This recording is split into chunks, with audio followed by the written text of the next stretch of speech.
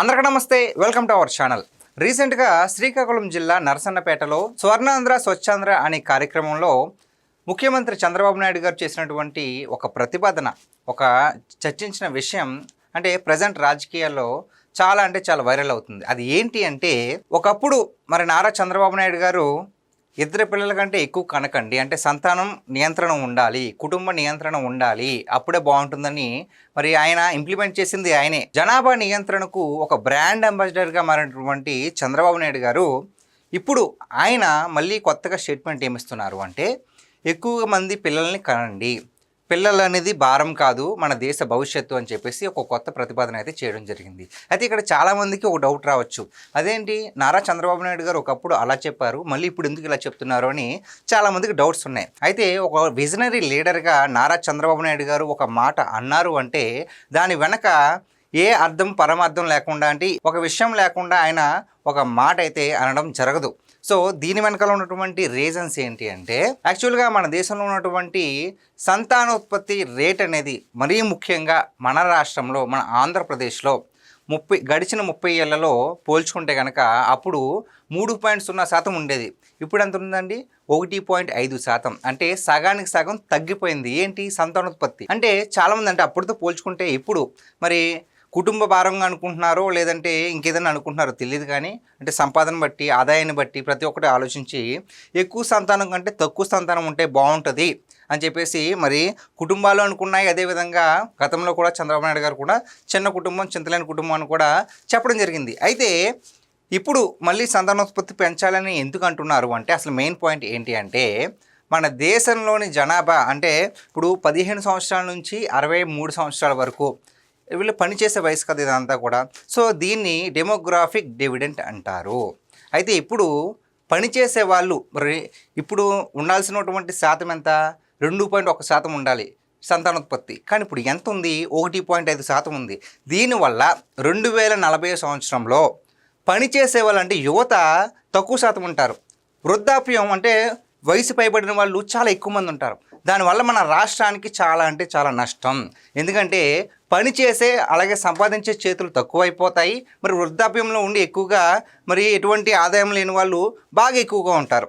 So దానివల్ల మనం నష్టపోయేది ఎవరు?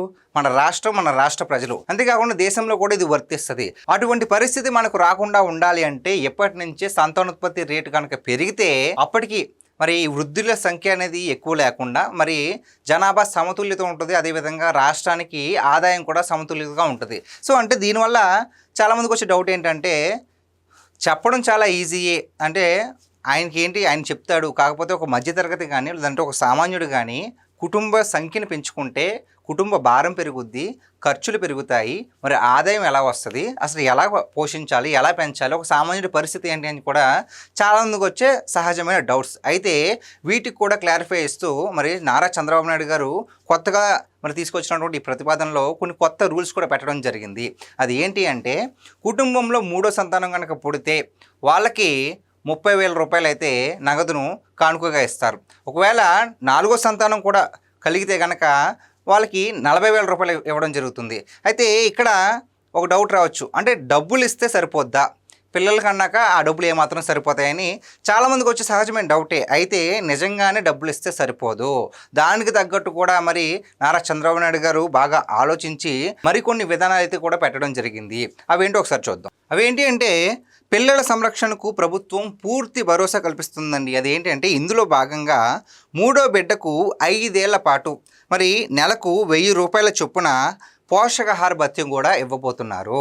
మరి 3వ బిడ్డ ఎవరైతే 3వ సంతానం కలుగుద్ది కదా, సో వాళ్ళకి ఎవరైతే పుట్టారో సో వాళ్ళకి గాను నెలకు 1000 రూపాయలు చొప్పున వాళ్ళకి 5 ఏళ్ళు వచ్చే వరకు కూడా పోషకాహార భత్యం కింద నెలకు 1000 రూపాయలు ఇవ్వబోతున్నారు. సో అంతేకాకుండా 18 ఏళ్ళ వరకు ఉచిత వైద్యం అందించున్నారు. అంతేవిధంగా ఉద్యోగుల కోసం, మరి ఉద్యోగులు ఉంటారు కదా, 12 నెలల ప్రసూతి సెలవులతో పాటు 2 నెలల పితృత్వ సెలవులను కూడా ప్రతిపాదిస్తున్నారు.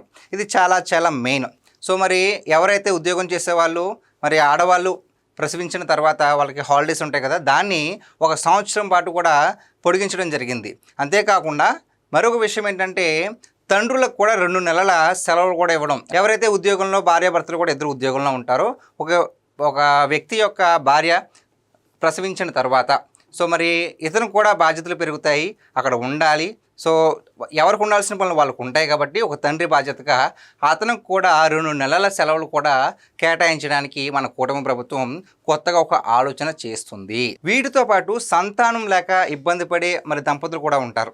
సో వాళ్ళ గురించి కూడా ఆలోచించి పీపీపీ మోడ్లో ఉచిత ఐవీఎఫ్ సేవలను కూడా అందించేందుకు మెటర్నిటీ ఆఫ్ ఎక్సలెన్స్ ఏర్పాటు చేయనున్నారు. ఎవరైతే మరి సంతానం లేక ఇబ్బంది పడతారో వాళ్ళకు కూడా మరి ట్రీట్మెంట్ కోసం ఐవీఎఫ్ సేవలను ప్రభుత్వ ఆసుపత్రుల్లోనే కలిగించేలాగైతే మరి ఒక కొత్త ఆలోచనకి, ఒక కొత్త కార్యానికి కూడా మన ఏపీ ప్రభుత్వం ఒక ముందడుగు వేసింది. మొత్తానికి ఏం చూసుకున్నా సరే మన రాష్ట్రం పేద రాష్ట్రంగా మిగలకుండా ఉండాలి అంటే, మరి ఆదాయం సమతుల్యంగా ఉండాలి అంటే యువత చాలా చాలా చాలా ముఖ్యం. ఆ యువత రేటు తగ్గిపోకుండా ఉండాలి, సంతానోత్పత్తి రేటు పెంచాలి అంటే మరి మధ్యతరగతి వాడికి కూడా ఎటువంటి ఇబ్బంది లేకుండా ఉండేలాగా నారా చంద్రబాబు నాయుడు గారు ఒక కొత్త రూల్స్ని తీసుకొచ్చారు. అంతేకాకుండా పిల్లలు అంటే భారం కాదు, మన దేశ భవిష్యత్తు అనే ఒక కొత్త నినాదంతో అయితే ఈ ఆలోచనకైతే దారితీయడం జరిగింది. సో ఓవరాల్గా ఈ అంశం పైన మరి ఈ విధానం పైన మీ అభిప్రాయాన్ని కామెంట్ రూపంలో తెలియజేయండి. Thank you.